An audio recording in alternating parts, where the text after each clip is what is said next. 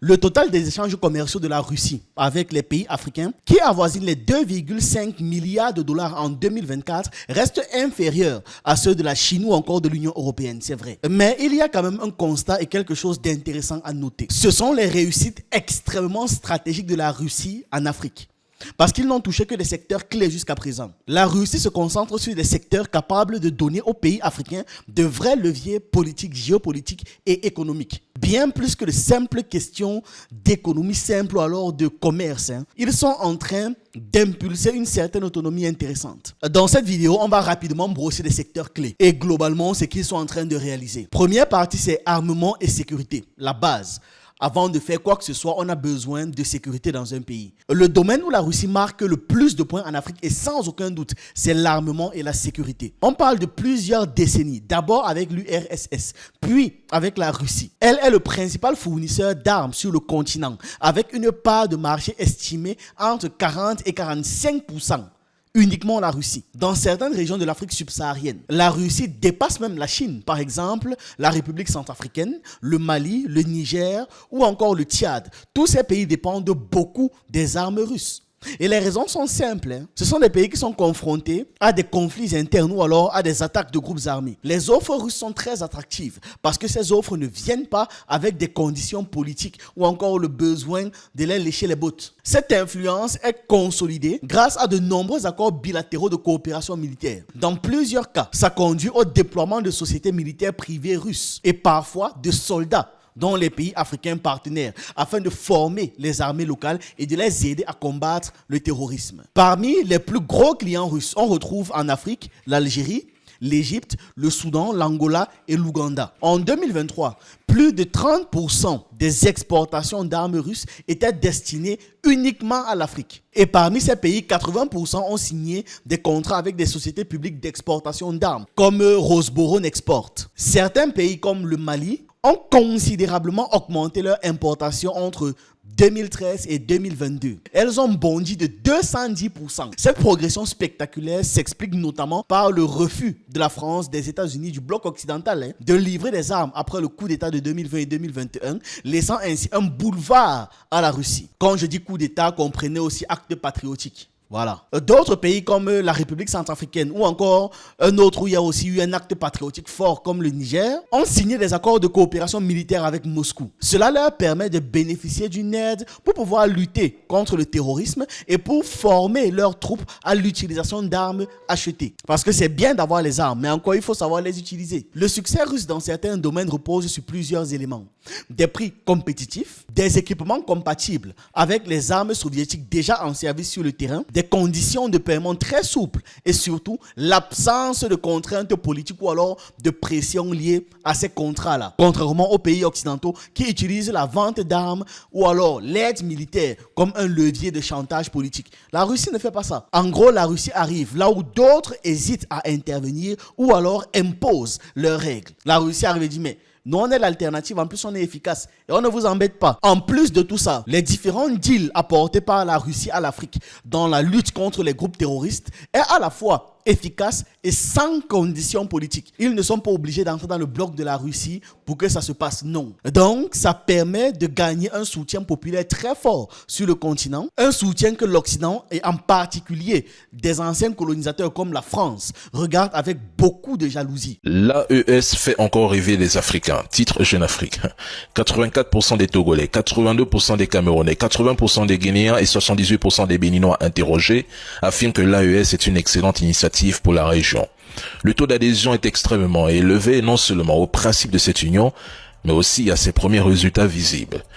Ce qui est amusant ici, c'est que lorsqu'un sondage mené directement sur le terrain et non dans les salons parisiens ou bruxellois ou sur les réseaux, révèle que les peuples d'Afrique de l'Ouest, même hors AES, adhèrent massivement à l'idée de souveraineté sahélienne, cela dérange profondément.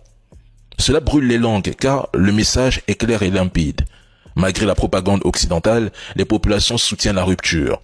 Donc, pendant que certains Africains installés à l'étranger s'acharnent à dénigrer l'AES en relayant la propagande médiatique occidentale et en caressant les terreaux dans le sens du poil, les peuples sur le terrain voient autre chose. Un symbole de dignité retrouvée, de rupture assumée, même si, je tiens à le préciser, les difficultés persistent. La vérité, c'est que ceux qui critiquent l'AES en se moquant d'eux derrière un écran fissuré ne font que répéter mécaniquement les éléments de langage de ces médias de propagande. Et malheureusement, ils confondent critique constructive et relais de propagande. Leurs discours sont vides. Faites le constat, 98% de leur contenu tourne autour de l'AES, alors qu'ils ne sont même pas pour la plupart originaires d'Afrique de l'Ouest ou du Sahel. Quel paradoxe. Quant aux médias occidentaux, nous le savons tous, leur hypocrisie est flagrante. Ils savent très bien que, sur le terrain, l'opinion réelle des Africains ne correspond pas aux récits diffusés par eux. Ils savent que la propagande coloniale ne prend plus, mais ils continuent de sélectionner les informations qui les arrangent, parce qu'ils sont payés pour le faire. Leur problème, c'est que l'AES est devenue leur cauchemar, pas parce qu'elle est parfaite, non, mais parce qu'elle incarne la rupture, le changement. C'est un projet de vie, l'AES, une idéologie qui veut à tout prix bloquer, nous le savons tous aujourd'hui. Vous n'imaginez même pas comment est-ce que la montée de la popularité de la Russie en Afrique est en train de donner les ulcères aux Français. C'est pour ça que pour tenter d'affaiblir cette sympathie que les populations africaines ont envers la Russie, l'Occident n'hésite pas à utiliser la propagande et la désinformation.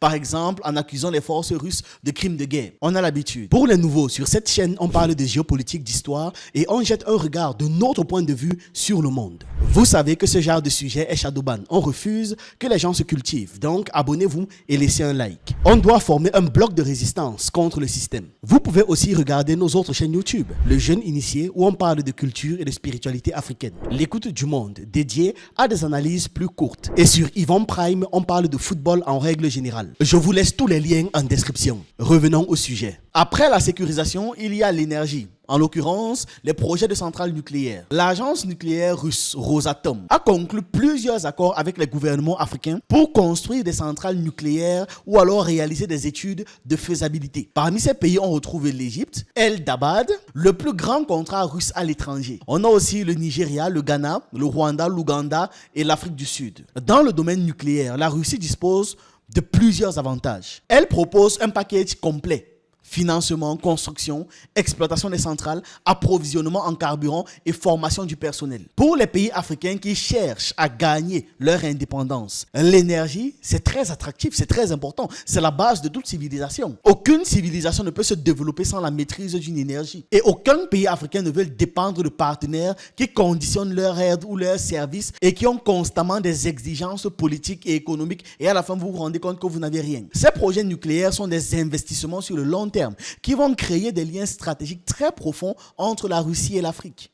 L'arrivée de projets nucléaires en Afrique, du Burkina Faso à l'Égypte, marque un tournant vers l'indépendance énergétique du continent. Grâce à des partenaires technologiques, notamment avec Rosatom ici, ces pays pourront répondre à la demande croissante en électricité tout en stimulant l'industrialisation et la création d'emplois locaux. Le Burkina Faso, par exemple, mise sur de petits réacteurs modulaires pour pouvoir doubler sa capacité énergétique d'ici 2030, tandis que l'Égypte mise sur des méga projets pour pouvoir renforcer sa position. Après l'énergie, il y a maintenant l'extraction des ressources minérales. Les entreprises russes, qu'elles soient privées ou alors publiques, sont très actives dans l'exploitation de pétrole, de gaz, de diamants, d'or et d'autres ressources minérales en Afrique. Des minéraux stratégiques. La Russie dispose non seulement d'une longue, très longue expérience dans ce domaine grâce à l'abondance de ses propres ressources, mais, c'est surtout ça le point, ces sociétés ont aussi la capacité de travailler très important, j'insiste encore,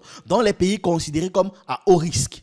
Qu'il s'agisse d'États sous sanction, de pays paria par l'Occident, ou alors de zones avec des sécurités très fragiles. Il s'agit de territoires où les entreprises occidentales ne peuvent pas ou ne veulent pas continuer à s'aventurer, comme le Soudan ou la République centrafricaine. Et puis, la Russie elle-même est l'un des pays les plus sanctionnés au monde. Donc, pour la Russie, collaborer avec des pays africains sous sanctions, ça ne lui pose aucun problème. Dans les pays où la sécurité est précaire, la Russie propose directement une assistance pour pouvoir améliorer la sécurité via des accords de coopération militaire ou encore la vente d'armes. Donc, c'est tout bénef. Ça permet aux pays hôtes d'augmenter sa sécurité tout en générant des revenus supplémentaires grâce à l'exploitation de ses ressources. C'est littéralement ce qu'on appelle le gagnant-gagnant parce que ce genre de contrat est avantageux pour les deux parties. Après ça, on va parler maintenant des céréales et des engrais. Le secteur agroalimentaire est un domaine où les échanges entre la Russie et l'Afrique se sont développés très fortement depuis peu, mais très peu. C'est pourtant un secteur stratégique parce qu'il touche à l'un des besoins fondamentaux de l'être humain,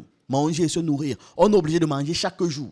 Or, dans de nombreux pays africains, il y a une partie importante de la population qui n'a pas toujours accès à la nourriture correctement. Et à tout cela s'ajoute l'effet des sanctions occidentales imposées à la Russie après le déclenchement de son opération militaire spéciale qui ont compliqué la logistique des exportations de céréales et d'engrais. Donc, difficulté de paiement, problème pour pouvoir trouver les bateaux ou alors des assurances. Tous ces obstacles ont provoqué une crise alimentaire dont l'Afrique a payé le prix. Cependant, grâce à des prix attractifs et à l'envoi de garnisons gratuites de céréales et d'engrais vers plusieurs pays africains, la Russie a su s'imposer comme étant un fournisseur fiable et incontournable pour le continent. C'était une excellente stratégie, vraiment la stratégie du commerçant de base, donner un échantillon gratuit.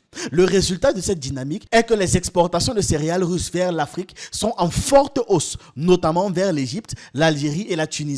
Les exportations d'engrais connaissent la même progression. Aujourd'hui, de nombreux pays africains importent davantage de céréales et d'engrais en provenance de la Russie que depuis l'Amérique du Nord ou l'Amérique du Sud. Pour tout ça, on doit comprendre que le succès durable de la Russie en Afrique ne repose pas seulement sur quelques secteurs clés. Il tient surtout à sa manière différente d'agir par rapport aux pays occidentaux. Les anciennes puissances coloniales, comme la France, ont continué à imposer leur politique aux pays africains par des mécanismes comme le franc CFA, les chantages politiques, les chantages économiques, voire des assassinats et des coups d'État à répétition. La preuve, il y a des coups d'État que l'Élysée valide et les coups d'État que l'Élysée ne valide pas en fonction de ses intérêts. Donc, en proposant des accords équitables et en apportant une aide sécuritaire militaire sérieuse, sans conditions économiques ni pression politique, la Russie gagne des points face aux puissances occidentales qui sont restées prisonnières de leurs schémas néocoloniaux que les pays africains rejettent à l'unanimité en se concentrant sur des secteurs de niche, mais essentiels pour l'Afrique.